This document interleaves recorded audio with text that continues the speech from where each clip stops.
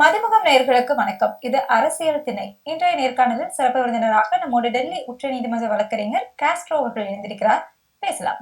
நீ தரையில இது மிதக்காத, நீ தமிழ்நாடு சிஎம் அப்படியே உடனே சட்டசபையில போய் கையெழுத்து போற மாதிரி அந்த இமேஜினேஷன் அந்த கனவுல இருக்காது. தாவேகா வந்து டஃப் ஃபைட் கொடுக்கும், அந்த எம்எல்ஏ ஜெயிக்கவும் வாய்ப்பு இருக்கு. ஒரு தொகுதி மக்களுக்கு தெரிச்சு ஓடுறாங்க வெளிவாக்கத்துல. ஆனா இந்த பைத்தியக்காரன் இங்க வந்துட்டான்னு சொல்லி எல்லாம் ஓடுறாங்க. விஜய்க்கு வந்து வெயில நின்று பிரச்சாரம் பண்ண முடியும் நினைக்கிறேன். அதனாலதான் இந்த மாதிரி வீட்டுக்குள்ள ஓடி போய் பனையூர்ல போய் படுத்து தூங்குறதுக்காக இந்த ஆள் இந்த மாதிரி டிராமா பண்ணாங்க. பணப்பேய், பணவெறி பிடித்த ஒரு வேட்டை நாய். புரியுதா உங்களுக்கு? எதை வேணாலும் பணத்தை ஜாஸ்தி. வீடுதோறும் அரசு சேவைகள், மருத்துவம் தொடர்ந்திட ஸ்டாலின் தொடரட்டும், தமிழ்நாடு வெல்லட்டும். குளு குளுன்னு காத்து வீசுது. உங்கள் சத்யாவில் குளு குளு ஏசி ஆஃபர். பேர் என்ன?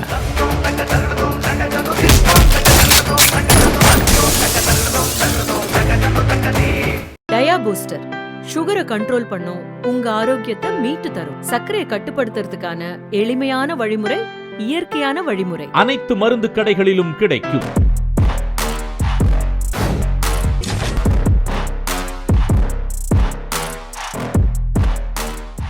வணக்கம் சார். வணக்கம். வணக்கம். அரசியல் திணை நிகழ்ச்சியில சந்தித்ததுல ரொம்ப மகிழ்ச்சி சார். நிறைய விஷயங்கள் நடந்திருக்கு. நம்ம வந்து பொறுமையா ஒவ்வொன்றாவே பேசலாம். என்னன்னா, ஃபர்ஸ்ட் வேட்பாளர்கள் அறிவிச்சிருக்காங்க, தேர்தல் அறிக்கை அறிவிச்சிருக்காங்க, சொத்து மதிப்பு எல்லாமே கணக்கெடுக்க அமைச்சிருக்காங்க. கூடவே வந்துட்டு முதல் நாள் பிரச்சாரத்துக்கே போயிருக்கிறாங்க. ஸோ முதல்ல நம்ம வந்து அந்த சொத்து மதிப்பு அதை எடுத்துக்கிட்டோம் அப்படின்னா, விஜய் அவர்களுக்கு வந்து கடன் இருக்கு அப்படிங்கிறதையும், நம்ம சொத்து மதிப்பே இவ்வளவுதான் அப்படின்னு சொல்லியிருக்காங்க. அதாவது உச்சத்துல இருந்து வந்த நடிகர் வந்து 200 கோடி ஒரு படத்துக்கே சம்பளம் வாங்கக்கூடிய நடிகருக்கு ஒட்டுமொத்த சொத்து மதிப்பே 624 கோடி அப்படின்னு சொல்லிட்டு கணக்கு கொடுத்திருக்காங்க. எப்படி பாக்குறீங்க சார்? இல்ல அதான் மேடம், இது எல்லாமே உருட்டு, பொய், பித்தலாட்டம், ஃப்ராடு, திருட்டுத்தனம் தான். ஏன்னா ஒரு படத்துக்கு 225 கோடி, இந்தியாவிலே ஹையஸ்ட் பெய்டு ஆக்டர் அப்படி இப்படின்றானுங்க. சவுத் இந்தியா, தமிழ்நாட்டிலே டாப் இவர் தான் வாங்குறாரு ஃபீஸ்ன்றானுங்க. இது பேமெண்ட் படத்துக்கு வாங்குறாருன்றானுங்க. 600 கோடின்றது என்னால் நம்ப முடியல. இதெல்லாம் ரொம்ப பெரிய உருட்டு. இதெல்லாம் மிகப்பெரிய பெரிய பெரிய பெரிய உருட்டு. இதெல்லாம் இதை நம்புறவன் வந்து இளிச்சவாயனா இருக்கணும், முட்டாளா இருக்கணும், இவன் தக்குரியா இருக்கணும். தாவேக அணில் குஞ்சிற மாதிரி தக்குரியா இருந்தா தான் அவன் நம்புவான். ஏன்னா அறிவு இருக்கவங்க வந்து நம்ப மாட்டாங்க. இப்ப நம்மளை போன்றவர் வந்து இதை ஆய்வு செய்யணும், இதை வந்து விசாரணைக்கு உட்படுத்தணும். என்னால வந்து இது ஏற்றுக்கொள்ள முடியல. 600 கோடி எல்லாம் வாய்ப்பே கிடையாது. பல்லாயிரம் கோடி இருக்கும்.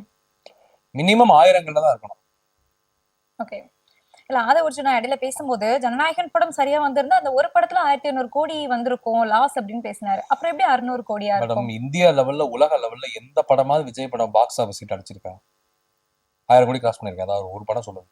பண்ணது கிடையாது இல்ல. ஷாருக் கானோட படம் பண்ணிருக்கல, சல்மான் கான் படம் பண்ணிருக்கல, இவரு காந்தாரா பண்ணிருக்கல, கேஜிஎஃப் பண்ணிருக்கல, பண்ணிருக்கா இல்லையா? பண்ணிருக்கு. அப்ப நீங்க ஒத்துக்கோங்க தயவு செய்து. வந்து நீங்க வந்து உலக லெவல்ல ஒரு பெரிய அப்பாட்டக்கிறவரு, இவர் வந்து இந்திய லெவல்ல இவர் தான் பெரிய புடுங்கி. ஏன்னா அதுக்கப்புறம் தமிழ்நாடு லெவல்ல இவர் விட்டா யாருமே கிடையாது, ஹாலிவுட்டுக்கே இவர் தான் அப்படின்றத தயவுசெய்து சொல்லாதீங்க. நீங்க பாலிவுட்லயே நீங்க ஒரு ஆள் கிடையாது. இந்தியாவில நீங்க தமிழ்நாட்டிலே நீங்க ஒன் ஆஃப் த ஆக்டர், அவ்வளவுதான். One of the entertainer. Actor கூட இல்ல, ஒன் ஆஃப் த என்டர்டைனர். அப்படிதான் நீங்க விஜய் பார்க்கணும். ரொம்ப இவர் வந்து ஓவர் ஹைப் கொடுக்க கூடாது. ஓப்பனா விஜய் வளர்ந்ததுக்கு காரணமே அவங்க அப்பா எஸ் ஏ சந்திரசேகர். டைரக்டர்ஸ், அவர் வச்சு கதையை உருவாக்கிய இயக்குநர்கள், திரைக்கதை வசனம் எழுதியவர்கள், கதையை கொடுத்தவர்கள், script writers, screenplay, dialogue writers, அந்த படத்துடைய மியூசிக் டைரக்டர்ஸ், பாடலாசிரியர்கள், வைரமுத்து, எத்தனையோ பேர். அந்த அவர்கள் உருவாக்கியதுக்குள்ள இந்த நபர் என்டர்டைனரா ஒரு ஹீரோவா அவங்க போட்டு எடுத்தனால அந்த நபர் ஃபேமஸ் ஒரு முகமா மாறிட்டார். நீங்க எல்லாருமே எடுத்துக்கோங்க. இப்ப மெயினா கில்லி வச்சுக்கோங்க, அதெல்லாம் பெரிய டேர்னிங் பாயிண்ட் விஜயோட லைஃப்ல. அது தரணிக்கு தான் அந்த பெருமை சேரணும். இயக்குனர் தரணி இருக்கார்ல, தரணி இயக்குனர் தரணிக்கு தான் அந்த பெருமை சேரும். அந்த படம் குருவியும் தரணி தான். இந்த படம் தான் ரொம்ப முக்கியமான. நமக்கு விஜய்னாலே அந்த கில்லி ஞாபகம். இப்ப தரணி தான் அந்த பெருமை சேரும். அந்த படத்தோட மியூசிக் டைரக்டர் வித்யாசாகர், அவருடைய மியூசிக், எல்லாருடைய கான்ட்ரிபியூஷன்ஸ் இருக்குது. புரியுதா உங்களுக்கு? சும்மா எடுத்தோடனே விஜய் தான் எல்லாம் அப்படிலாம் சொல்லக்கூடாது. நான் என்ன சொல்றேன், அந்த 600 கோடி என்பது பொய் பொய் பொய்ன்னு நான் சொல்றேன். விஜய் வந்து அவங்க அப்பாவால தான் வளர்ந்தாரு அப்படின்னு சொல்றீங்க. அவங்க அப்பாவுக்கே வந்து கடன் கொடுத்து வச்சிருக்கிறதா கணக்கு காமிச்சிருக்கிறாரு. அப்பாவுக்கு மட்டும் கிடையாது, அந்த குடும்பத்துக்கே கணக்கு கொடுத்திருக்காரு. நான் என்ன கேக்குறேன்னா, உனக்கு அறிவு இருக்கா இல்லையா உனக்கு? முதல்ல நான் கேக்குறேன். ஏன்னா கடன் கொடுத்த நீ வந்து கடமையை செஞ்ச. இப்ப நான் என்ன கேக்குறேன்னா, இப்ப நான் இருக்கேன், மனைவி பிள்ளைகளுக்கு நான் ஏதோ செய்யறேன், நான் கடன் கொடுத்தேன்னு சொல்லுவேனா? லிஸ்ட் போட்டு ஊருக்கு அமலப்படுத்துவேனா? நான் கேக்குறேன். அவங்க நீ எதுவுமே செய்ய மாட்ற, எல்லாரும் ரோட்ல விட்ட, அம்மாவை ரோட்ல விட்ட, அப்பாவை ரோட்ல விட்ட, மனைவியை ரோட்ல விட்ட, பிள்ளைய ரோட்ல விட்ட, ஜசன் சஞ்சய் ரோட்ல விட்ட, சாசா திவ்யா ரோட்ல விட்டுன்னு அவங்க சொல்லிட்டு இருக்காங்க. அப்ப வந்து என்னன்னா கடன் கொடுத்து படிச்சு பத்தி விட்டியா, வட்டி அவங்க கட்டலன்னு. இப்ப அப்படிதான் நான் கேள்வி கேட்பேன். இந்த கேடி பிள்ளை கில்லாடி ரங்கா படத்துல அவங்க அப்பா எழுதி வச்சிருப்பாரு, நான் நீ பிறந்ததுல இருந்தே உனக்கு வந்து தொட்டில் வாங்கினதுல இருந்து எழுதுனேன், அந்த மாதிரி கணக்கு எழுதி வச்சிருப்பாரு. மேடம் அதுதான் மேடம், இது ஒரு கேவலமானது மேடம். என்னன்னா உங்க சொத்து எவ்வளோன்னு கேட்டா அசட் எவ்வளோ, லைபிலிட்டி எவ்வளோ, டெப்ட் எவ்வளோன்னு சொல்லி ஷேர் பண்ணி விட்டு நான் இவ்வளவு சம்பாதிக்கிறேங்க, இதாங்க சோர்ஸ் ஆஃப் இன்கம் சொல்லிட்டு போறத விட்டு, அதான் அப்படி சொல்லிட்டு போறதை விட்டு என் மகளுக்கு நான் அவ்வளவு கொடுத்தேன் கடன், அப்பனுக்கு இவ்வளவு கொடுத்தேன், ஆத்தாளுக்கு இவ்வளவு கொடுத்தேன், மனைவிக்கு இவ்வளவு கொடுத்தேன், மகனுக்கு இவ்வளவு கொடுத்தேன், அதெல்லாம் திமிருத்தனம் தானே. அதெல்லாம் ஒரு திமிரு இருந்தா இந்த மாதிரிலாம் பேசுவேன். கடனை அது கேட்க நான் கேட்கிறேன். அவங்க உனக்கு வந்து உங்களோட வாழ்ந்து உனக்கு அவங்க நீ கடன் இல்ல, இருக்கு கடமை அது. என்னை பொறுத்தவரை கொடுத்தேன்னா இப்ப என்ன வட்டியை போட்டு வசூல் பண்ண போறியா? மீட்டர் வட்டி, ஸ்பீடு வட்டி, கந்து வட்டி போட்டு வசூல் பண்ண போறியா? இந்த ரியல் எஸ்டேட் எல்லாம் நடத்திருக்கான், கந்து வட்டிக்கு வட்டி விட்டுருக்கான். கூட இருக்கே அந்த புசி இருக்கு பாருங்க, பூனை புசி பூனை. அந்த பூனை கொஞ்சம் பாத்தீங்கன்னா என்ன பண்ணிருக்கு, 3 கோடியா வாங்கிருக்கு விஜய். இப்பதான் தெரியுது அவன் ஏன் விஜய் கூட சுத்திட்டு இருக்கான் புசி ஆனதுன்ற பூனை. 3 கோடி அடிக்க முடியாமதான் சுத்தி. அதான் மேடம் அந்த பூனைக்குட்டி ஏன் சுத்திட்டு இருக்குன்னா இதுக்கு தான் அந்த 3 கோடியா வாங்கினால பூனைக்குட்டி வெளியே வந்தது அப்படிம்பாங்க. ஆமா அந்த மாதிரிதான் இப்ப அப்படிதான் இருக்குது. எனக்குள்ள ஒரு சிங்கம் தூங்கிட்டு இருக்கு, டக்குனு வேக் எடுப்பார்ல கோட்டுக்குள்ள இருந்து ஒரு குட்டி பூனை, அந்த மாதிரி வந்து இப்ப எடுத்துட்டாங்க புசி ஆனந்த. 3 கோடியை வாங்கி பயவுல என்ன பண்ணிருக்கு, இன்வெஸ்ட் பண்ணி பாரு கீரல ஓபன் பண்ணி சுத்திட்டு இருக்குது. அது 10 லட்சம் கோடி அடி செட்டில் ஆயிடுச்சு விஜய் வச்சு. வசூல் வேற போட்டுக்கிட்டு இருக்கு தாவேகால, அனில் குஞ்சல் தக்குரி கிட்ட எல்லாத்தையும் போஸ்டிங் வேணா வசூல் தான், எம்எல்ஏ சீட்டுக்கு வசூல் போட்டுக்கிட்டு இருக்கு புசி ஆனந்து. இப்ப நான் என்ன கேக்குறேன்னா, இனி அதான் சொல்றேன் மேடம், இவங்க வந்து என்னன்னா டுபா குருவிய பெரிய ஏமாத்துக்கு கூட்டம், சதுரங்க வேட்ட படம் தான் இவங்க, இந்த ஒட்டுமொத்த தாவேகா கும்பலும் ஆசையை தூண்டி. ஆமா ஏதாவது ஒண்ணு பண்ணுவாங்க. அதான் நான் சொல்றேன்ல மேடம், இப்ப என்னன்னா விஜயோட சொத்து மதிப்பு பொய், கடன் கொடுத்ததே பொய்யாதான் இருக்கும். இந்த கடன் கொடுத்தான்னு இருக்குல்ல, அதுவே பொய்யா வர ஏதாவது கணக்கு போட்டிருப்பாரு, வேற ஏதாவது செஞ்சுட்டு இந்த கடன் கொடுத்தேன் அப்படிங்கிற. சங்கீதா மேடம் இதெல்லாம் நோட் பண்ணிட்டு அடுத்த வாரம் வச்சு அடின்னு அடிச்சு எழுத்து பழக்க போறாங்க. கேஸ் கூட வர திரும்ப ஒரு பெட்டிஷன் போட போறாங்க. போட்டு நாரா போகுது பிரேக்கிங் நியூஸ்ல. இப்பதான் நடக்க போகுது. செவனேன்ற தூண்டி விடுறாங்க. இப்ப ஜசன் சஞ்சய், சாசா திவ்யா ரொம்ப பொறுமையா இருக்காங்க. நான் ஒரு கோரிக்கை இந்த காலனி மூலியமா வைக்கிறேன், ஜசன் சஞ்சய், சாசா திவ்யா, சங்கீதா மேடம் இதுக்கு மேல பொறுமையா இருக்காதீங்க, புகுந்து அடிச்சு துவம்சம் பண்ணி விளையாடுங்கன்றதே என்னுடைய கோரிக்கை. அவங்களே சொல்லியிருந்தாங்க, என்ன தூண்டும் போது நான் வந்து எல்லாத்தையும் தூண்டிட்டாங்க, ஆல்ரெடி தூண்டிட்டாங்க. நீ தூண்டுறதுக்கு ஒண்ணுமே கிடையாது, தூண்டி முடிச்சிட்டாங்க. நீ இறங்கி ஆட்டம் போடுங்க, விடாதீங்க. ஜசன் சஞ்சய், சாசா திவ்யா, சங்கீதா மேடம் நம்ம சென்னை பிரஸ் கிளப் ஒரு இன்டர்வியூ கொடுங்க, போட்டு அம்பலப்படுத்தி தம்சம் பண்ணி அடிச்சு நாசமாக்குங்க. இதுக்கு மேல பொறுத்து இருக்காரு. ஏன்னா உங்களுக்கு கடன் கொடுத்தேன்னு சொல்லிட்டான், இதுக்கு மேல அசிங்கம் வருதுன்னு கிடையாது. கண்டிப்பா அது அசிங்கம் விஜய்க்கு தானே. அவங்களுக்கு இந்த வீடியோ தயவுசெய்து பரப்புங்க, சங்கீதாவும் ஜசன் சஞ்சயும் சாசா திவ்யாவும் பார்க்கணும். உங்களை இதுக்கு மேல கேவலப்படுத்த முடியாது. கடன் கொடுத்த கடனாளி ஆக்கிட்டான் உங்களை உங்க விஜய். தயவு செய்து இனிமேல் நீங்க அம்பலப்படுத்தி எக்ஸ்போஸ் பண்ணி அந்த நடிகை பேர்லாம் வெளியிடுங்க, அபிஷியலா ஆதாரங்களை வெளியிடுங்க. விஜயோட அரசியல் வாழ்க்கையும் நம்ம சினிமா வாழ்க்கைக்கு ஒரு முற்றுப்புள்ளி வைங்க. இதான் அவங்களுக்கு வைக்கிற நான் கோரிக்கை. அரசியல் வாழ்க்கை ஓகே, நீங்க சொல்லக்கூடிய அந்த அரசியலுக்கு சரியா வரமாட்டார், ஓகே, சினிமா வாழ்க்கைக்கு எதுக்கு முற்றுப்புள்ளி? இல்ல மேடம், ஆமா மேடம், இப்படிப்பட்ட நபரை எப்படி மேடம் நம்ம வந்து என்னன்னா வந்து அவங்க மனைவி வச்சிருக்கக்கூடிய கள்ளத்தொடர்பு குற்றச்சாட்டு இருந்து சாதாரண விஷயம் கிடையாது. வாழ்க்கையில இதெல்லாம் சகஜமான அப்படி கிடையாது மேடம், அப்படி கிடையாது. நீ அதுக்குன்னு வந்து ஒரு மனைவியும் கட்டிய மனைவியும் பெற்ற பிள்ளைகளும் நீ வந்து கடன் கொடுத்தேன் ஆனா ரோட்ல வருது. மனைவி அதான் வச்சிருக்காங்க, நம்ம எதுவும் சொல்லப்பா, மனைவி சொல்றதை நான் சொல்லிட்டு இருக்கேன். நான் விஜய் மேல எந்த குற்றச்சாட்டு வைக்கல. மனைவி சொல்லியிருக்காரு, அவரே மனு தாக்கல் செய்யும் போது வெளியிட்டது கடன் மதிப்பு எல்லாம். ஆமா அதுதான் மேடம். இப்ப என்னன்னா வந்து அவங்க ஹஸ்பண்ட் வந்து பாத்தீங்கன்னா வந்து திருமணத்தை மீறி உறவுல இருக்காரு அப்படின்றதா வந்து அவங்க மனைவி சொன்னது, நான் சொல்லல. அவங்க சொன்னதை நான் சொல்லிட்டு இருக்கேன். அடுத்து கடன் கொடுத்தேன் அப்படின்றதா வந்து அவர் சொல்றது நான் சொல்லிட்டு இருக்கேன். நான் ஒண்ணு இதுவும் எக்ஸ்ட்ரா சொல்லல. அதாவது தயவுசெய்து வந்து விஜய் மேல சங்கீதா அவர்கள், ஜசன் சஞ்சய், சாசா திவ்யா சட்டப்படி இன்னும் நடவடிக்கைகளை துரிதப்படுத்துவது என்னுடைய கோரிக்கை நான் வைக்கிறேன். இன்னொரு விஷயம் பார்த்தோம் அப்படின்னா, கடன் இந்த மாதிரி சொத்து மதிப்பு ஒரு பக்கம் இருக்க, இந்த வேட்புமனு தாக்கல் செய்யும் போது இன்னொரு புனக்குட்டியும் நீங்க சொன்ன மாதிரி வெளிவந்திருக்கு. வருமான வரித்துறைக்கு வந்து நம்ம புலிப்படம் மட்டும்தான் இன்னும் வரி கட்டாம இருக்குன்னு பார்த்தோம்னா 4 தடவை வரி கட்டாம நிலுவையில வச்சிருந்திருக்கிறாரு. இவர் தான் ஊழல் இல்லாத ஆட்சி கொடுக்க போறாரா? மேடம் அதான் நான் சொல்றேன்ல மேடம், இவர் வந்து என்னன்னா வரியை பண்ணுவாரு, மோசடி பண்ணுவாரு, பல வழிகளை சம்பாதிப்பாரு, தொழிலதிபர், இது ஒரு மாஃபியா, கந்துவட்டி கும்பல், ஏன்னா எல்லா வழிகளிலுமே பொருளாதாரத்துக்காக அவர் எதையும் செய்வார் மேடம். இவர் வந்து பாத்தீங்கன்னா ஒரு மிகப்பெரிய ஒரு பணப்பேய், பணவெறி பிடித்த ஒரு வேட்டை நாய். புரியுதா உங்களுக்கு? எதை வேணாலும் பணத்துக்காக செய்வார். நான் சொல்ல புரியுதா உங்களுக்கு? ரசிகன் ஒருத்தன் செத்து போனா 10,000 1 லட்ச ரூபா தரமாட்டார். அதான் விஜய். விஜய் வந்து தன்னுடைய நம்பி இருக்கக்கூடியவர்களுக்கு, ரசிகர்களுக்கு, குடும்பத்துக்கு, பொண்டாட்டிக்கு, பிள்ளைக்கு, மகளுக்கு, மனைவிக்கு, அப்பா அம்மாவுக்கு யாருக்கும் ஒரு பைசா கொடுக்க மாட்டார். 7.5 கோடி ரூபாய் கார் வச்சிருக்காரு. 10 வீடு. ஆமா, 10 வீடு வச்சிருக்காரு. என்ன அப்ப இதுதான் அவருடைய வாழ்க்கை முறை. புரியுதா உங்களுக்கு? ஒரு ஒரு உலக இன்ப பித்து பிடித்த வெறி பிடித்த ஒரு வாழ்க்கை முறை. ஆடம்பர ஒரு வெறியர், ஆடம்பர வெறியர். புரியுதா உங்களுக்கு? அது வந்து இது இந்த மாதிரி நபருக்கு நீங்க குறைந்தபட்சம் எதையுமே நீ நாணயம், நேர்மை எதையுமே நீ எதிர்பார்க்க முடியும். இல்ல இப்போ என்ன சந்தேகம் அப்படின்னா 400 கோடி ரூபாய் கிட்ட அவங்க கிட்ட வங்கியில கையிருப்பு பணம் இருக்கு. அப்படி இருக்கும்போது ஒரு 3 கோடி ரூபாய் ஒட்டுமொத்தமாக வரி கட்டுறதுல என்ன ஆகிரும்? எதனால அது கெட்டாம இருக்கிறாரு? அது என்ன மனநிலைன்னு நினைக்கிறீங்க? இல்ல மேடம், அதான் சொல்றேன் மேடம், பணம் கொழுத்து போய் பண வெறி, பண திமிரு பிடித்து தான்ற ஆணவம் அகந்தை இருந்து உலக இன்ப வெறி பித்து பிடித்து ஒரு வேட்டை நாய் மாதிரி பணத்து மீது பண பேயாருன்னு வச்சுக்கோங்களேன், ஒரு ஒரு 1 ரூபா கூட செலவு பண்ண மாட்டோம். 10 ரூபா எடுத்து கொடுக்கவே நமக்கு ஒரு மாறும். ஐயோ 10 ரூபா கொடுக்குறோமே, ஐயோ நம்ம 10 ரூபா ஏன் கொடுக்குறோம், கஞ்ச அப்படின்னு சொல்லுவாங்கல்ல அந்த மாதிரி. ஆமா மேடம், அதுதான். இது வந்து ஒரு இது மாதிரி ஒரு ஒரு சாடிஸ்ட் தான். சைக்கோபேத், ஒரு சீரியல் கில்லர் மனநிலை, ஒரு ஒரு முருக மனநிலை. இதை நீங்க யாரும் பாடம் நடத்தி நம்ம அறிவுரை சொல்ல திருத்த முடியாது. இது தானா ரிஃபார்ம் ஆகும் வாய்ப்பு இல்லை. தன்னை தான்ற பெருமை, ஆணவ அகந்தை, அந்த முத்தி போனதுன்னு வாங்கல, அந்த மாதிரி இது ஏற்கனவே லெவல்லாம் கிராஸ் ஆயிடுச்சு, முத்தி போயிருச்சு. நீ யாராலையும் இதை மாத்த முடியாது. நமக்கு அது தேவையில்லை. ஏன்னா நீ படுத்து நீ அழிய போற, எனக்கு என்ன இருக்கு, உங்களுக்கு என்ன இருக்குது. இப்ப நான் என்ன சொல்றேன்னா, தான் சொல்றேன், இந்த நபர் வந்து பதவி, பணம், அதிகாரம், பெட்டி, உலக இன்பம், இந்த 5 பாயிண்ட் தான் இந்த நபரோட வாழ்க்கை. நீங்க உலக இன்பம்னா என்னன்னாலும் சேர்த்துக்கோங்க, எல்லா பழக்கமும் இருக்கும். நம்ம இதில் ஒன்றும் பண்ண முடியும். இல்ல இப்போ இந்த விஷயங்கள் எல்லாமே தெரிய வந்தது அவர் வந்து வேட்புமனு தாக்கல் செய்யும் போதுதான். அந்த வேட்புமனு தாக்கலே வந்துட்டு 2 தொகுதிகள்ல விஜய் வந்து போட்டியிடுறாரு. இது வரைக்கும் முதலமைச்சர் வேட்பாளர்கள்ல ஜெயலலிதா அம்மையார் மட்டும் தான் அப்படி பண்ணியிருக்காங்க. இப்போ விஜய் போட்டிடுறாரு. இதுவே ஒரு பேசு பொருளாத மாதிரி இருக்கு. எப்படி பாக்குறீங்க மேடம்? நான் என்ன சொல்றேன் மேடம், ஜெயலலிதா அவர்கள், ஏன்னா அதுக்கடுத்து எம்ஜிஆர் அவர்கள் 2 தொகுதியில போட்டிட்டு இருக்காங்க. இப்ப நான் என்ன சொல்றேன்னா, இவர் 2 தொகுதி போட்டியிடுவதே ஒரு பயத்துலதான். அவங்க போட்டிட்டாங்கன்னா அவங்க வந்து ஒரு விதமான ஒரு அப்ரோச், அந்த தொகுதி மக்களுக்கு நம்ம அட்ராக்ட் பண்ணணும். அடுத்து வந்து அவங்களுக்கும் கூட பயம் இருந்திருக்கும், நம்ம அரசியல் புதுசு, தோத்துக்கிட்டு போயிட்டோம்னா எம்எல்ஏ ஆளுனா சிஎம் அப்படின்ற ஒரு பயம் இருந்திருக்கும். அதே பயம் தான் இந்த நபருக்கு. இன்னொரு விஷயம் என்னன்னா, விஜய், நான் ஜாதி பேச விரும்பல, நான் ஜாதியை நான் சொல்ல விரும்பல, விஜயோட சமூகத்தை சேர்ந்த கிறிஸ்தவர் அந்த கன்வெர்டட் அந்த குரூப் ஒன்று இருக்குது. அது சிறுபான்மையான ஒரு சமூகம். அது அந்த சமூகம் பேரெல்லாம் நான் மென்ஷன் பண்ண விரும்பல. அது வந்து தேவையில்லை. நம்ம ஜாதியும் கிடையாது, நமக்கு மதமும் கிடையாது, கடவுளும் கிடையாது. ஆனா நமக்கு ஜாதி நம்ம பார்க்க மாட்டோம் யார்ட்டையும். அதெல்லாம் வந்து என்னன்னா, அவங்க பெரும்பான்மையா வந்து அந்த திருச்சி கிழக்கு பகுதியில் இருக்கிறாங்க.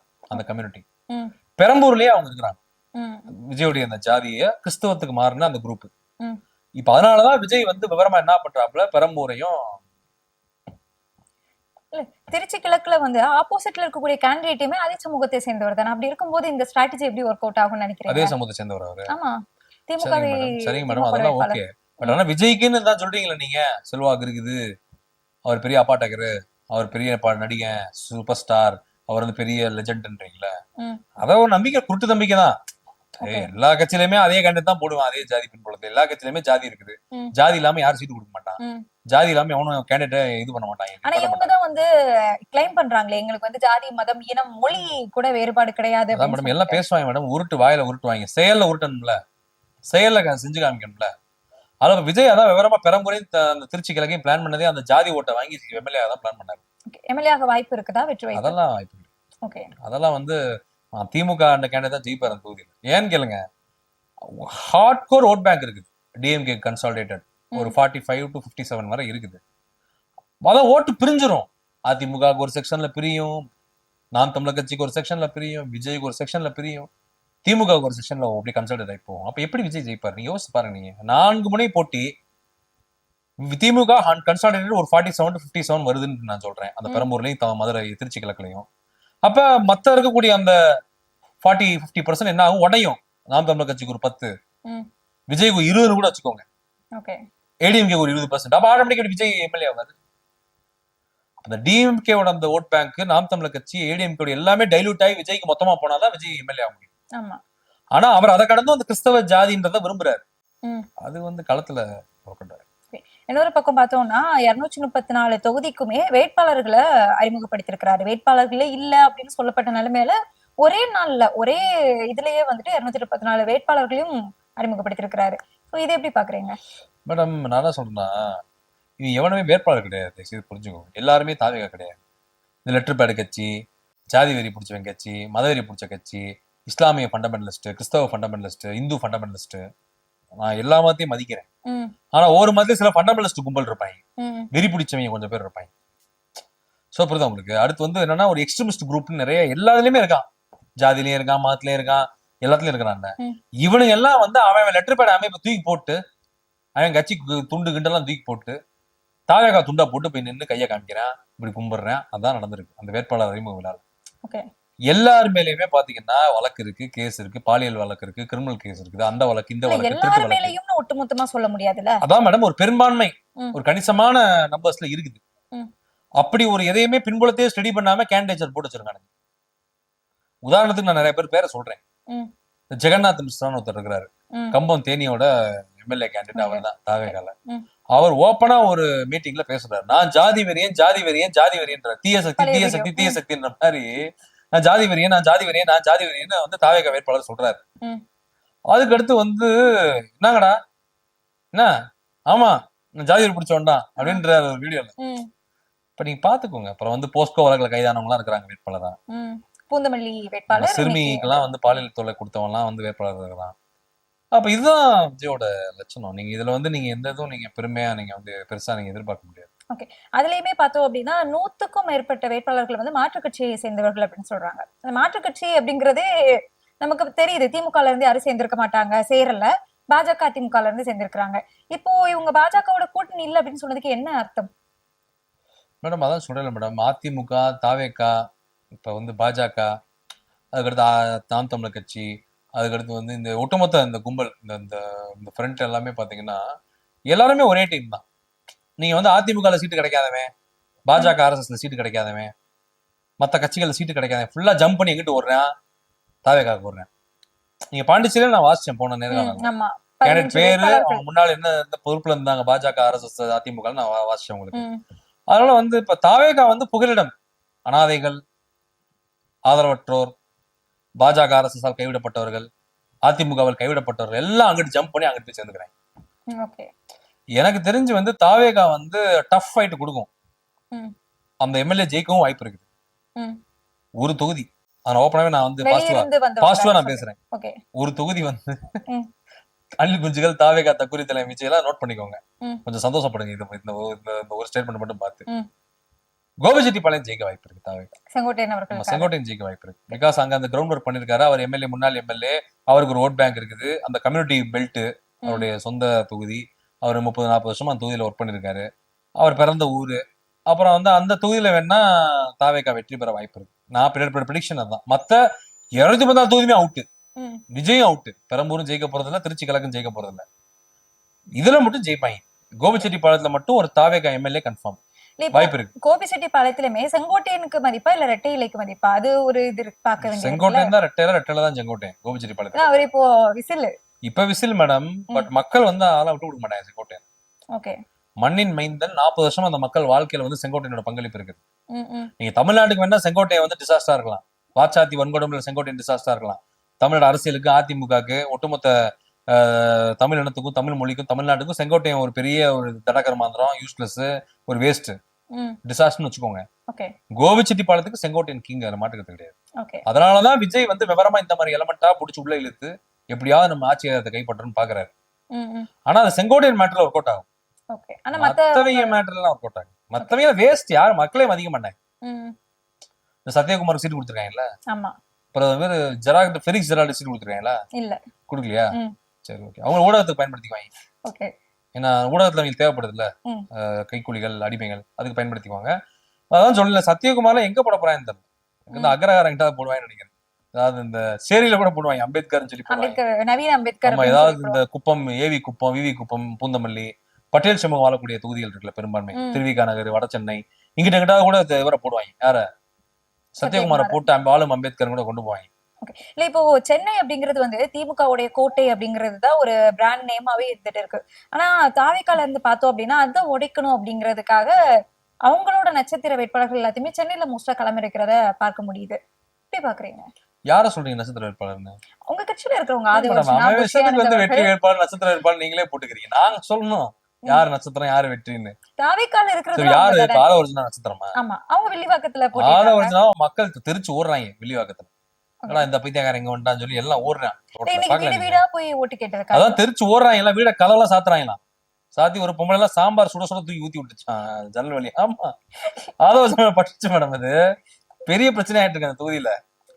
சுடுதண்ணி எல்லாம் ஊத்தி விடுறாங்க வீட்டு வாசல்ல. அதான் சொல்றேன், ஆலோசனாலும் மக்கள் வெறுத்து போயிருக்காங்க, கடுப்புல இருக்காங்க. ஆனா லாட்டரி ஊரைய கொள்ளையடிச்சு ஏழைகளை வஞ்சித்து இந்த லாட்டரியில அடிச்சுட்டு வந்து உட்காந்துருக்காங்க. இன்னைக்கு வந்து இவனால வந்து பாருங்க, இவனாலதான் இந்த 41 பேர் கரோல செத்து போனான்னு தெரிஞ்சு வச்சிருக்காங்க. ஆதவர்ஜனா வெறி பிடிச்சிருக்காங்க மக்கள். தயவுசெய்து ஆதவர்ஜனா போனா நடந்துப்ப BMW காலையில கொண்டு போயிடாத, உடச்சிருவாங்க மக்கள். அந்த அளவு வெறியில இருக்காங்க. ஆதவர்ஜனா வேஸ்ட். நீங்க அவரெல்லாம் சீசா எடுத்துக்காதீங்க. அப்புறம் வேற யார்? வெங்கட்ராமனா, புஷி ஆனந்த் அவர்கள் டி நகர்ல. புஷி ஆனந்த்லாம் வந்து தயவுசெய்து வந்து நீங்க வந்து டி நகர்ல பாண்டி பஜார்ல அந்த ரோட்ல இது போட்டு வைப்பாங்கல்ல, பாய் தலாணி பெட்ஷீட், அந்த மாதிரிதான் இருக்காது புஷி ஆனந்த். பல கோடி அதிபர் பார் ஓனர் மேடம். அது பாண்டிச்சேரியில மேடம். நீங்க சென்னையில பாருங்க, தமிழ்நாட்டுல பாருங்க, டி நகர்ல பாருங்க. சரி, தமிழ்நாட்டுல புஷி ஆனந்த் யாரு? முதல்ல நீ தமிழ்நாடா? நீ முதல்ல நீ பாண்டிச்சேரிக்காரன் தானே? நீ அங்கதானே போய் நிக்கணும். எது இங்க வந்து நின்றுட்டு இருக்க? இந்த ஒரு பேசிக் கொஸ்டின் யாருக்காவது வருதா? இப்ப நான் வந்து ஒண்ணும் இல்லை, இவனை வந்து ஆமா சீமான் பண்ணிட்டார்ல, ஆரியர்ல கொண்டு வந்து போட்டார்ல 6 சீட்ல. ஆரியர்லயே போடுறப்ப புசியா தானே போட்டாங்க. விடுங்க, பக்கத்து பாண்டிச்சேரி, அவன் தமிழ் தானே பேசுறான். அந்த ஆங்கிள் யோசிச்சிருப்பாரு விஜய். யூனியன் பிரதேசம் தானங்க, தமிழ் தான் பேசுறாங்க பாண்டிச்சேரியில. அப்ப தமிழர் தான் அவர்னு சொல்லி உட்காந்துட்டாங்க இங்க வந்து. அதனால வந்து நான் என்ன சொல்றேன்னா, டி நகர் வந்து அவாவோட ஏரியா, அக்ரஹாரம். அங்க போய் புஷி ஆனந்த போட்டிருக்காரு. என்ன கால்குலேஷன் தெரியல. அவா வந்து ஓட்டு போட மாட்டாங்க. ஆமா ஆமா, அவுட் கன்ஃபார்ம். Bussy out. ஏன்னா அவாவோட ஏரியா மேடம் டி நகர். டி நகர்ல டிஎம்கே ஜெயிக்கிறதே பெரிய விஷயம். அவா வந்து யாகம் வளர்ப்பாங்க, கோமம் வளர்ப்பாங்க, அக்னி குண்டெல்லாம் வளர்த்து எப்படியாவது தோக்கணும்னு பிளான் பண்ணி என்னென்னமோ பண்ணுவாங்க. எந்திரம் தந்திரம் பிளாக் மேஜிக் எல்லாம் பண்ணுவாங்க. அதுலயும் திமுக ஜெயிச்சுட்டு இருக்கு தொடர்ந்து டி நகர்ல. டி நகர்ல வந்து வேற யாரும் பிடிக்க வேணாம், புஷி ஆனந்த் அவாவே முடிச்சுட்டாங்க. புஷி ஆனந்த் புஷி ஆனந்த் தோல்வி என்பது கன்ஃபார்ம். ஆர்கே நகர்ல நம்ம மரிய வில்சன் அவர்கள், அதெல்லாம் எல்லாருமே அவுட். மரிய வில்சன் ஒரு ஆளா கூட மதிக்க மாட்டாங்க ஆர்கே நகர்ல. யாருன்னு கேட்பாங்க மரிய வில்சன் தான். புரியுதா உங்களுக்கு? அதுக்கப்புறம் இந்த மரிய வில்சனோட போட்டோ வீடியோ எல்லாம் ஷேர் ஆயிட்டு இருக்கு. அடிச்சது, வீட்டுக்குள்ள வந்து கலவரம் பண்ணது எல்லாம் ஷேர் ஆயிட்டு இருக்கு. அதையும் மக்கள் பாக்குறாங்க. அப்பதான் தெரியுது, ஓ இப்படி ஒரு கேண்டிடேட் இருக்காங்களா. சிம்பான்சி காட்ஸ்ல மாதிரி வாயை பொளந்துட்டு அடிக்க போறான். அந்த போட்டோஸ் நான் பார்த்தேன். அதுல வந்து இப்ப சென்னையில எல்லா தொகுதியுமே அவுட் மேடம். இப்ப வெங்கட்ராமன் எல்லாம் பார்த்தா மயிலாப்புரம் தான் நிக்கிறாரு. ஆமா, அவர் வந்து கொஞ்சம் RSS பிராமின் பேக்கப் பண்றாங்க, அதெல்லாம் விட மாட்டாங்க. ஓகே, நீங்க எல்லாரையும் சொல்றீங்க இவங்க எல்லாம் பிரபலமானவர்கள் இல்லன்னு சொல்லிக்கிட்டு, பிரபலமான ராஜ்மோகன் அவர்கள் எல்லாருமே அவுட் மேடம். ராஜ்மோகன் ஒரு ஆளே கிடையாது. நீ யூடியூப்ல பேசு, அது பிரச்சனை கிடையாது. ஏன்னா பிரக்ஷயமான முகம் இல்லையா அது? அது பிரக்ஷயம்லாம் கிடையாதுங்க. முடிச்சிருவாங்க ராஜ்மோகன். நீங்க வந்து தாவேகா அணில் குஞ்சினாலே மக்கள் வந்து அடிச்சு ஓட விலகமா செருப்பு கொண்டு அடிக்கிற லெவல்ல மக்கள் வெறியாயிட்டாங்க. அந்த லெவல்ல தான் மக்கள் இருக்கிறான். நீ எந்த தொகுதியிலும் சென்னை அவுட், அதுல மாட்டுக்கிறதே கிடையாது மேடம். எல்லாம் எழுதி வச்சுக்கோங்க, சென்னை முழுக்க தாவேகா வாஷ் அவுட். ஓகே, மாட்டுக்கிறதே கிடையாது. பெரம்பூர்ல தலைவர் விஜய் அவர்கள் வந்து போட்டியிடுறாரு, அவருமே வாஷ் அவுட் நீங்க சொல்லிட்டீங்க. ஆனா முதல் நாள் பிரச்சாரத்துக்கு வந்து போயிருக்கிறாரு. பிரச்சாரத்துக்கு போகும்போதே 3 தொகுதிகளுக்கு போவோம் அப்படிங்கிற பேர்ல போயிட்டு 2 தொகுதிகள் முடிச்சுட்டு வீட்டுக்கு போயிட்டாரு. காரணம் கேட்டோம் அப்படின்னா காவல்துறை பாதுகாப்பு சரியில்லை அப்படிங்கிறாரு. மேடம் நான் என்ன டவுட் பண்றேன்னா, காவல்துறை பாதுகாப்பு போலீஸ் டிப்ளாய்மெண்ட் பண்ணலன்னா, இப்ப நான் என்ன கேட்கறேன்னா வந்து எல்லா நடிகர்களும் வந்து பிரச்சாரத்துக்கு போறாங்க. துணை முதலமைச்சர் கமல்ஹாசன், சரத்குமார், ராதிகா, அதுக்கடுத்து வந்து பாத்தீங்கன்னா வந்து எல்லாருமே போறான், பிரச்சாரத்துக்கு போறான், எல்லா கட்சியிலயும் போறான். நீங்க பாக்குறீங்க. நீங்க இவங்களோட அந்த பிரச்சாரத்துல எல்லாம் வராத பிரச்சனை ஒரு ஸ்டேட் சிஎம் ஓட இதுல கூட பிரச்சனை வர மாட்டேங்குது. டெபுட்டி சிஎம் கூட அவரும் ஒரு நடிகரா இருந்தா டெபுட்டி சிஎம் இருக்கு. அவங்களோட இதுல எல்லாம் வராத அந்த பிரச்சனைகள் எப்படி மேடம் விஜய் வந்தா மட்டும் எப்படி மேடம் பிரச்சனைகள் வந்துட்டு இருக்கு? எனக்கு ஒண்ணுமே புரியல. கூட்டம் கூடுறான், போலீஸ் டிப்ளாய்மெண்ட் இல்ல, பெர்மிஷன் கொடுக்கல, அங்க இது பண்ணிட்டாங்க, இங்க பிரச்சனை பண்ணிட்டாங்க, கூட்டம் இப்படி கூடிருச்சு, கன்ஜஸ்ட் ஆயிருச்சு, டிராபிக் பிளாக் ஆச்சு. இது உண்மையே புரியல. விஜய் வந்தா மட்டும் ஏன் நடக்குது? ரஜினிகாந்த் வரப்ப கூட நடக்க மாட்டேங்குது. ஏன் கமல்ஹாசன் வரப்ப நடக்க மாட்டேங்குது? அஜித் குமார் வரப்ப நடக்க மாட்டேங்குது? ஏன் நம்ம தமிழ்நாட்டுல எல்லா ஸ்டாருமே போறானுங்க பல நிகழ்ச்சிகளுக்கு. நயன்தாரா போறாங்க, த்ரிஷா போறாங்க, ஐஸ்வர்யா ராஜேஷ் போறாங்க, விஜய் சேதுபதி போறாரு, எல்லா டைரக்டர் எல்லா நடிகனும், இப்ப இந்த அமீர் போறாரு, எல்லாருமே போறாங்க. அவங்க எல்லாம் போற மட்டும் நடக்காது. இது எப்படி விஜய் வர்ற மட்டும் நீங்க செட்டிங் எதுவும் பண்றாங்களான்னு தோணுது எனக்கு. செட்டிங் பண்றாங்களான்னு தோணுது, டவுட் எனக்கு. இப்ப நம்ம இந்த சூனாபானா மாதிரிதான் பாக்கணும். சூனாபானால வந்து என்ன பண்ணுவான் வடிவேல் வந்து அப்படி இப்படின்னு அந்த கூட்டத்தை கலைச்சு விட்டுருவான். ஒரு கிளைய வந்து சுத்திட்டு இருப்பான் பாத்தீங்க வடிவேல. இவன் மேலதான் எனக்கு சந்தேகமா இருக்குன்ற மாதிரி இப்ப நம்ம பாக்கணும் விஜய். ஏன்னா என்ன யாருக்குமே பிரச்சனை இல்லை, உங்களுக்கு மட்டும் எப்படி அந்த ப்ராப்ளம் வருது? அவங்களுக்கு அவ்வளவு மக்கள் ஆதரவு இருக்கு, விஜய் வெளிவந்தாலே வராரு, மறுபடியும் ஒரு கரு சம்பவம் மாதிரி நடந்துடக்கூடாது அப்படிங்கிறதுக்காக மக்கள் ஆதரவுலாம் ஒண்ணும் கிடையாது மேடம். இது வந்து ஒரு சின்ன சினிமா பைத்தியக்காரங்க தமிழ்நாட்டுக்காரங்க வந்து சினிமா வெறி பிடிச்சவங்க. சென்டிமெண்டல் சினிமா சென்டிமெண்ட் எல்லாம் கிடையாது. சென்டிமெண்ட்னா அது வேற. ஏன்னா அது வந்து பாத்தீங்கன்னா அண்ணாவுக்கு வந்து 10 லட்சம் பேர் சாவு கூட்டினான்னா சென்டிமெண்ட் 69ல என்ன அப்போ வந்து பாத்தீங்கன்னா அதை சென்டிமெண்ட் ஒத்துக்கலாம். இது வந்து எனக்கு வந்து ரொம்ப விசித்திரமா இருக்கு. எனக்கு என்னன்னா இந்த ஆள் வந்தா மட்டும் என்னடா இந்தியாவில யாருக்கு இந்த மாதிரி நடக்க மாட்டேங்குது. அமிதாப் பச்சன் நடக்க மாட்டேங்குது, அமீர் கான், ஷாருக் கான் கூட போயிடுறாரு பாம்பேல, ஈஸியா ரூட்டை கிளியர் பண்றாங்க, டக்கு டக்குன்னு போயிடுறாரு, மன்னத்துல இருந்து போயிடுறாரு. இந்த ஆளுக்கு மட்டும் எப்படா நடக்குதுன்றதா எனக்கே ரொம்ப குழப்பமா இருக்குது. ஆனா நம்ம தலைமை தேர்தல் அதிகாரி கூட இங்க இருக்கக்கூடிய தேர்தல் ஆணையம் வந்துட்டு பாரபட்சமா செயல்படக்கூடாது அப்படின்னு அங்க இருந்து இன்னைக்கு கடிதமே போட்டிருக்காங்களே. இல்ல மேடம், இவங்க ஏதோ நாடகத்தை போடுறாங்க மேடம். இவங்க ஏதோ செட்டிங் பண்ணி இந்த மாதிரி ஒரு சிம்பத்தியை கிரியேட் பண்றாங்க. பாருங்க திமுக நெடுக்கடி கொடுக்குது பாருங்க, திமுக எவ்வளவு முடக்குது பாருங்க விஜய் அழிக்க பாருங்க. இல்ல திமுகவுக்கு இதுக்கு எப்படி அதுதான் மேடம், அதான் காபந்து அரசு மாடல் கோட் ஆஃப் கண்டக்டருக்கு எலெக்ஷன் கமிஷன் கண்ட்ரோல தான் பவர் இருக்குது. ஆனா அந்த அணில் குஞ்சுகளும் தாவேக நிர்வாகிகளும் திமுக கிடக்கானுங்க. சிஎம்ஏ முதல் சிஎம் கிடையாது, இப்ப அவர் கண்ட்ரோல்ல எதுவும் கிடையாது. எல்லாம் எலெக்ஷன் கமிஷன் கண்ட்ரோல்ல, ஸ்டேட் கவர்மெண்ட் அந்த பவர் டிரான்ஸ்பர் ஆயிடுச்சு எலெக்ஷன் கமிஷனர் கண்ட்ரோல்ல, தமிழ்நாடு ஸ்டேட் எலெக்ஷன் கமிஷன் கண்ட்ரோல்ல. இன்னும் கத்திட்டு கிடக்கானுங்க. அதான் நான் சொல்றேன் மேடம், இவங்களுக்கு அதான் சொல்றேன்ல, model code of conduct, election commission act, election கமிஷனரோட பவர்ஸ் அண்ட் டியூட்டிஸ், புரோட்டோகால், எதை பத்தியுமே நாலேஜ் இருக்கும். ஆனா விஜய் வந்து பிரச்சாரம் செய்யும் போது அவரே என்ன சொல்றாருன்னா, எனக்கு வந்து அநீதி ரசிட்டாங்க, எனக்கு வந்து நீதி வாங்கி கொடுங்க அப்படின்னு சொல்லிட்டு மக்கள் கிட்டே கேக்குறாரு. இல்ல அதுதான் மேடம், விஜய் வந்து என்னன்னா மேடம், அவரு எனக்கு என்ன தோணுதுன்னா, விஜய்க்கு வந்து வெயில நின்று பிரச்சாரம் பண்ண முடியும்னு நினைக்கிறேன். அதனாலதான் இந்த மாதிரி வீட்டுக்குள்ள ஓடி போய் பனையூர்ல போய் படுத்து தூங்குறதுக்காக இந்த ஆள் இந்த மாதிரி டிராமா பண்றான்னு நினைக்கிறேன். அதான் மேடம், நீங்க சூனாப்பான கிழமை மாதிரிதான் நீங்க பாக்கணும். நீங்க கொஞ்சம் நீங்க வந்து இவனுங்கெல்லாம் சூனாப்பானா உங்களுக்கு, இவனுங்க நீங்க வந்து தயவு செய்து நான் சொல்றேன், இவங்க சொல்றது எதையுமே நம்பாதீங்க எடுத்தோடனே. சும்மா அவன் சொல்லிட்டாரு, ஐயோ விஜய் பாதிப்படைகிறாரு, உண்மையிலே நெருக்கடி கொடுக்குறாங்க போல, விஜயோட அரசியல முடக்க பாக்குறாங்க, தாவேக நிர்வாகிகள் தாவேக தொண்டர்களை முடக்கிறாங்க, அழிக்கிறாங்க, ஒழிக்கிறாங்க, நாசப்படுத்த இரும்புக்கரம் கொண்டு அடக்கிறாங்க, அப்பெல்லாம் தயவுசெய்து நீங்க இமேஜின் எல்லாம் பண்ணாதீங்க, திங்க் பண்ணாதீங்க. நாடகமா தான் இருக்கும். நான் என்ன கேட்கிறேன், உனக்கு வந்து இங்க பாருங்க, எல்லாருமே எலெக்ஷன் கமிஷன் வந்து பெர்மிஷன் கொடுத்துட்டான், போங்கடா பிரச்சாரத்துக்குட்டான். எல்லாம் அவன் தொகுதியில போய் உட்காந்துருக்காங்க, மினிஸ்டர், எம்எல்ஏ, எம்பி, அமைச்சர், எல்லா கட்சிக்காரனும் போயிட்டான். சீமான் முதற்கொண்டு சொல்றேன், எல்லா கட்சிக்காரனும் போயிட்டான். அதனால உங்க இதுல மட்டும் எப்படி அந்த மாதிரி இந்திய வரலாற்று, உலக வரலாற்று, அப்புறம் அமெரிக்க அதிபர் கூட இந்த பிரச்சனை வரமாட்டேங்கிறா, ரஷ்ய அதிபருக்கு வரமாட்டேங்குது, சீன அதிபருக்கு வரமாட்டேன், பாட்டு போறாங்க, மக்களை பாக்குறாங்க, பொதுக்கூட்டத்துக்கு போறாங்க, வர்றாங்க. மோடியே ஃபாரின் போனா கூட பிரதமர் மோடிக்கே நடக்க மாட்டேங்குது. அவர் கூட வந்திருக்காரு, ரோட் ஷோ சென்னையில வந்திருக்காரு, டினர்ல வந்திருக்காரு, மயிலாப்பூர்ல வந்திருக்காரு, சென்னையில எத்தனையோ பகுதியில் மோடி போயிருக்காரு பிரச்சாரத்துக்கு, செங்கல்பட்டுக்கு வந்திருக்காரு. மோடி கூட நடக்க மாட்டேங்குது. அது எப்படி இந்த விஜய்க்கு மட்டும் நடக்கிறதா எனக்கே ஆச்சரியமா இருக்கு. எனக்கு இப்போ இத காரணம் காட்டி இவர் வந்து பிரச்சாரமே செய்யாம அவரோட பிளான் படி வாக்குகள் எல்லாம் முடிஞ்சதுக்கு அப்புறமா வர அப்படின்னு சொல்லுவாரா, இல்லைன்னா வரதுக்கான ஏதாவது வாய்ப்புகள் இருக்கா? மேடம் அதுதான் மேடம், இது வந்து பல டுபாக்குருத்தனத்துல இது ஒரு டுபாக்குருத்தனம் என்னைய பொறுத்தவரை. இது வந்து என்னன்னா, உங்களை முட்டாளாக்கி, நம்மளை இழிச்சவாயனாக்கி, நம்மளை ஏமாத்துவதற்கு ஒரு வழிமுறை தான் என்னைய பொறுத்தவரை. இப்படியே நாடகத்தை போட்டு இந்த ஆளுக்கு என்னன்னா வெயில்ல வர பிடிக்கல. இந்த ஆளுக்கு அந்த பனையூர் வீட்டுக்குள்ள என்ன வச்சிருக்கேன் தெரியல, ஏசி வச்சு அதான் ஒண்ணுமே புரியல எனக்கு. இது சாணி எகினி மொழி ஏசி இளநி மரம் எல்லாம் உள்ளே இருக்கு, என்ன ஒண்ணும் புரியல. 24 நேரம் ஏதோ அந்த வீட்டுக்குள்ளேயே தான் கிடக்கேன். பேய் இதுவும் பிடிச்சிருக்கான்னு தெரியல. 24 நேரம் அந்த பொசஸான மாதிரியே அந்த வீட்டுக்குள்ளேயே அறக்குள்ளேயே கிடக்குது. எப்படி ஒரு தனி மனிதன் எப்படிதான் கிடக்கான்னு தெரியல அந்த வீட்டுக்குள்ள. அப்ப இந்த ஆளு எப்ப பார்த்தா அங்க போய் அடைஞ்சிருந்தேன் பனையூருக்குள்ள, வெளியவே இருக்கிறது கிடையாது. அந்த சன்லைட் பட்ட சில காட்டேரிகள் ரத்த அந்த பேய்கள் இருட்டுலயே கிடக்கு பாருங்க, அந்த மாதிரி இருந்தாலும் இருக்கலாம். அப்ப எனக்கு என்ன தோணுதுன்னா, இப்ப வந்து பாத்தீங்கன்னா இந்த நபர் வந்து ஏன் இந்த மாதிரியான திசை திருப்பக்கூடிய வேலை இருப்பேன். ஏன்னா பிரச்சாரத்தை தான் நீ போக்கஸ் பண்ணணும், மக்கள் சந்திப்பு அப்படின்றத நீ போக்கஸ் பண்ணணும். எம்ஜிஆர் கூட நடக்கல மேடம், இது ஓப்பனா இதை சொல்ல மாட்டேன் பாருங்க. எம்ஜிஆர் கூட இந்த மாதிரி நடந்தது கிடையாது. உன்னையோட பெரிய அப்பாட்டக்கிற எம்ஜிஆர், பெரிய ஒரு புரட்சிக்காரர் எம்ஜிஆர். மக்கள் அவ்வளவு உயர் கொடுப்பாங்க எம்ஜிஆர், தமிழக மக்கள். எம்ஜிஆருக்கு இது நடக்கல, ஜெயலலிதாவுக்கு இது நடக்கல, கலைஞருக்கு நடக்கல, ஸ்டாலினுக்கு நடக்கல. அது எப்படியா உனக்கு மட்டும் எப்படியாது? எனக்கு அதான் டவுட்டா இருக்கு எனக்கு இந்த ஆள் பண்றதுல. ஏன்னா எல்லாருக்குமே நடந்திருக்கு அப்படின்னா நம்ம ஓகே. ரஜினிகாந்த் கூட வந்தாரு, தூத்துக்குடியில வந்தாரு, அந்த ஸ்டெர்லைட் மேட்டர் வந்தாருல, ஞாபகம் உங்களுக்கு? சவுத்துக்கு வந்தாரு, வந்துட்டு அங்க போயிட்டு அப்படியே பிரஸ் மீட்ல கத்திட்டு அப்படியே ஏர்போர்ட்ல கத்திட்டு வந்தாரு. சென்னை வந்து ஒரு பிரஸ் மீட்லாம் கொடுத்துட்டு பரபரப்பா பண்ணிட்டு இருந்தாரு. அப்ப அரசியல் வர என்ட்ரி டைம்ல அப்ப அந்த ரஜினிகாந்துக்கு நடக்கலையே, அது விஜயகாந்துக்கு கூட நடக்கல. அதுதான் மேடம், அதுதான் நான் சொல்றேன், செட்டிங் டிராமான்றேன் நான்.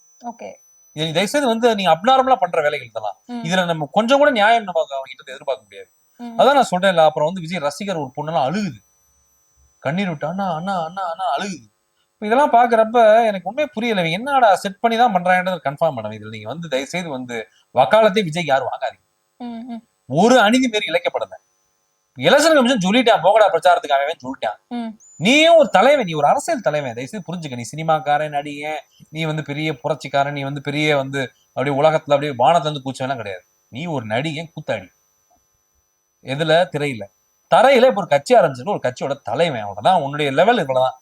இல்ல இப்ப வந்து அந்த தலைவருக்குமே வழக்கு பதிவு போட்டிருக்காங்க 5 பிரிவுகள்ல. என்ன அப்படின்னு பார்த்தோம்னா 5 ஒலிபெருக்கி தான் நீங்க பயன்படுத்தணும் அப்படின்னு சொல்லியிருக்காங்க. மத்த கட்சிகளுக்கு இந்த மாதிரி 5 ஒலிபெருக்கி தான் பயன்படுத்தணுங்கிற தடை இருக்குதா? மேடம் நான் என்ன சொல்றேன்னா, பிரச்சாரத்துக்கு போறேன், ம். ஒரு 10,000 பேர் 5,000 பேரோ இல்ல 1,00,000 பேர் இல்ல 1 கோடி பேரை திரண்டானே வச்சுக்குவோம். ம். அவன் காதுல கேட்கறதுக்கு எத்தனை ஒலிபெருக்கி வேணும்ன்றதை முடிவு பண்ணி தொலைஞ்சிட்டு இவன் ரூல்ஸ் கில்ஸ் மாதிரி போட்டிருந்தாங்கன்னா அதை படிச்சுப்பாரு. ம். நான் உன்ட்ட சிம்பிளா குழந்தைக்கு சொல்ற மாதிரி சொல்றேன். ஓகே. நீ பெரிய எப்படி ஒரு பிஎஸ்சி எல்லாம் படிச்சு நீ எப்படி சவுண்ட் இன்ஜினியரிங் எல்லாம் படிச்சு ரசூல் பூக்குட்டி மாதிரி ஆஸ்கர் அவார்ட்லாம் நீ வாங்க வேண்டாம். ம். நான் சவுண்ட் இன்ஜினியரிங் வாங்கினார் ஆஸ்கர் அவார்ட், ம். ரசூல் பூக்குட்டி அந்த மாதிரிலாம் நீ நாலேஜ் எல்லாம் வேண்டாம். சும்மா ஒரு காமன் மேனா திங்க் பண்ணுங்க. ஓகே. இத்தனை பேர் இருக்காங்க அந்த இடத்துல, இவங்க கேட்கற மாதிரி எத்தனை ஒலிபெருக்கில வைக்கலாம், ம். ஒரு 2-3 அப்ப அதை மட்டும் ஃபாலோ பண்ணு. அந்த எலெக்ஷன் கமிஷன் ரூல்ஸே வயலேட் பண்ணிடாத. இந்த பேசிக் நாலேஜ் இருந்தாலே அதுக்கேற்ற மாதிரி மைக்கை வச்சு பேசுவாங்க. எதுக்கு இப்ப நீ எத்தனை வச்சாங்க இவங்க மைக்கு? 30 வச்சு. எதுக்கு 30 வச்ச? நீ என்ன லூஸ் நாய்ஸ் பொல்யூஷனுக்கே போறியா? ஒண்ணுமே புரியல. நீ வந்து நான் சொல்றேன்ல, இத்தனை ஸ்பீக்கர்ஸ் இருந்தா கேட்கும்னா அத்தனை ஸ்பீக்கர் வச்சு தொலை. எதுக்கு 30 வைக்கிற? ம். அதான் மேடம் இந்த ஆளுக்கு என்னன்னா, அதான் சொல்றேன் மேடம், எந்த எலெக்ஷன் ரூல்ஸ் எதையுமே படிக்கிறது கிடையாது. எலெக்ஷன் கமிஷன் ரூல் எதுவும் தெரியாது. எலெக்ஷன் கமிஷன் உன்ட்ட அஃபிடவிட் கேட்டேன், எவ்வளவு அசட் இருக்கு, லைபிலிட்டி இருக்கு, எவ்வளவு சொத்து இருக்குது, உனக்கு எவ்வளவு கடன் இருக்குன்னு அவன் கேட்டு தொலைஞ்சான்.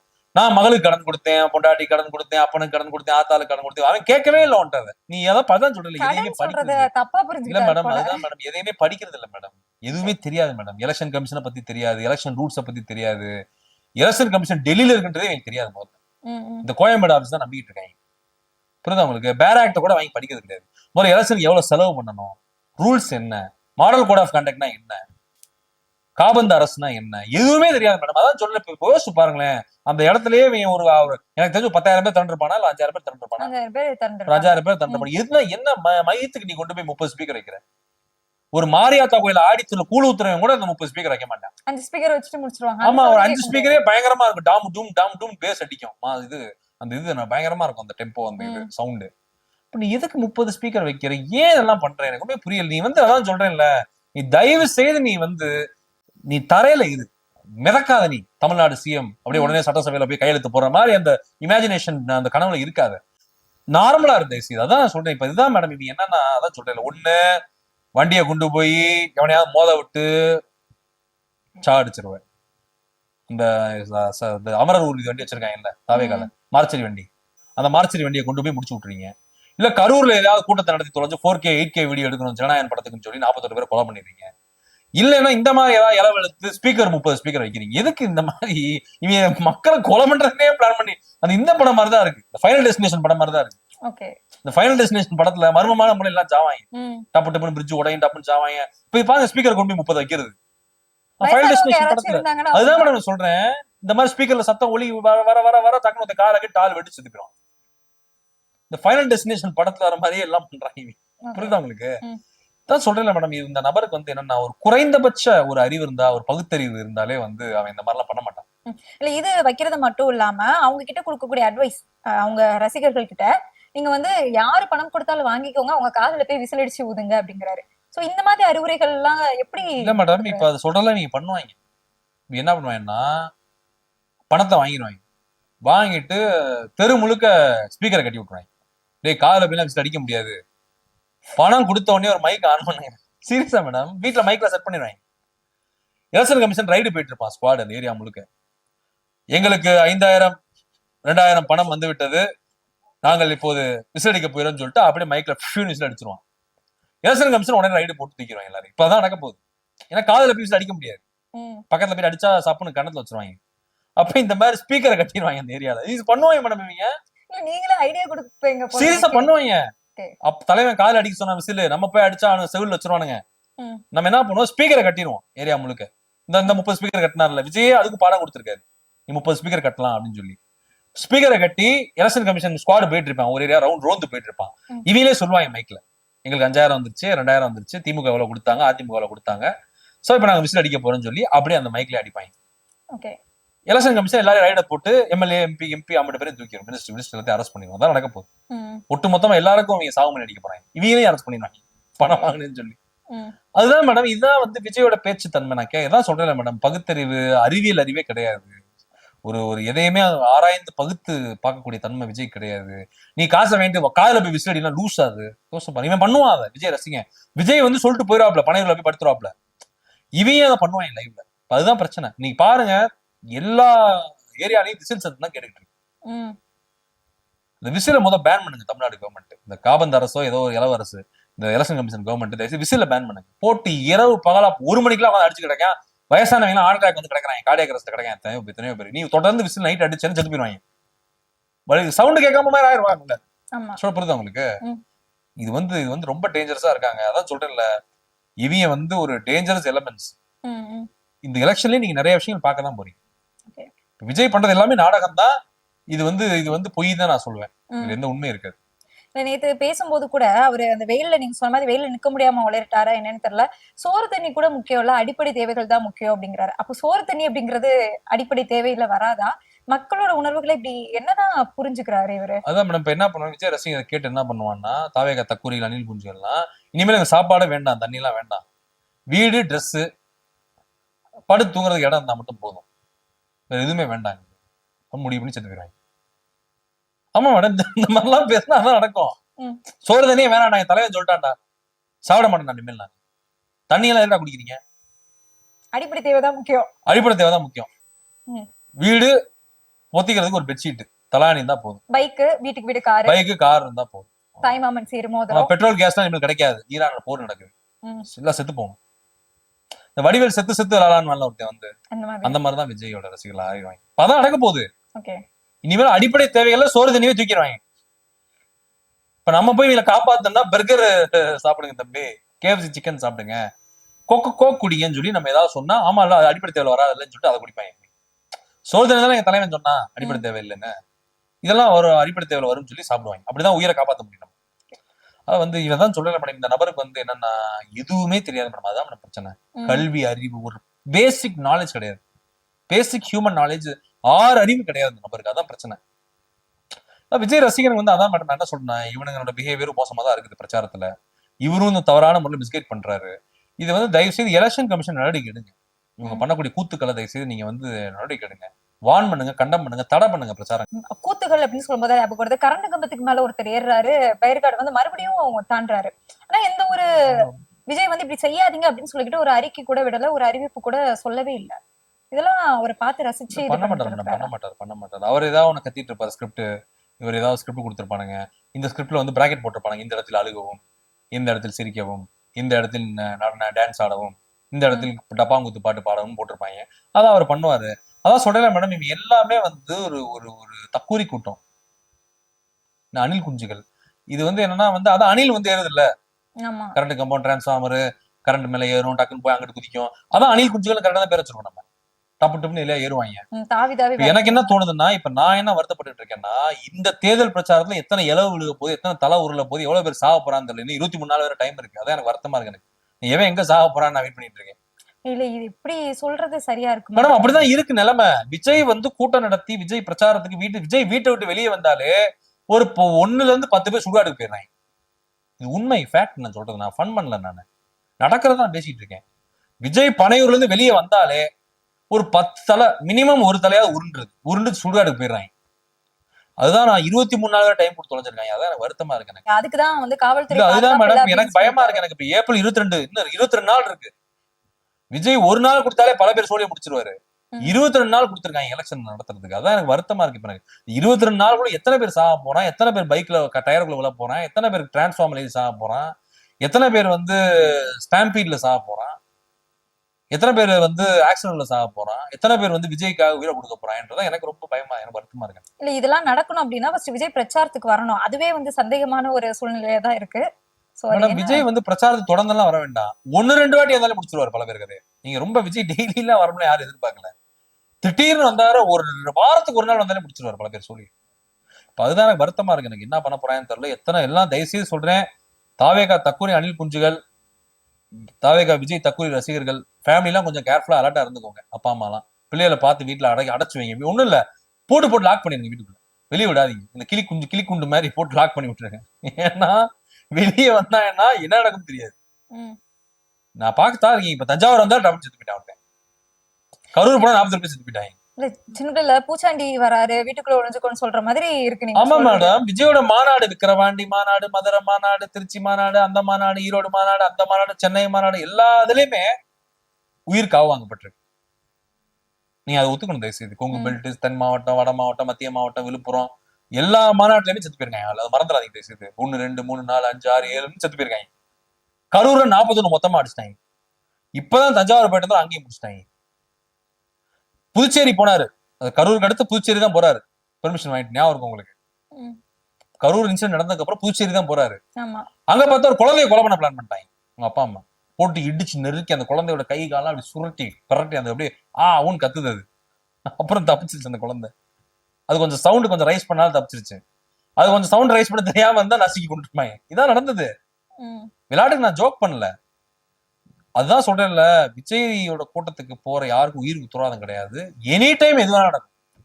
ஃபைனல் டெஸ்டினேஷன் படம் தான் மேடம் விஜயோடைய பிரச்சார கூட்டங்கள் என்பது. ஃபைனல் டெஸ்டினேஷன் படம் இல்ல. இந்த முறை வந்து எதுவுமே நடக்க கூடாது அப்படிங்கிறது தான் எல்லாரோட நம்பிக்கையுமாக இருக்கு. சோ என்ன நடக்க போகுது அப்படிங்கறத தெரிஞ்சுக்கோம். நிறைய தகவல்களை பகிர்ந்திருந்தீங்க. ரொம்ப நன்றி.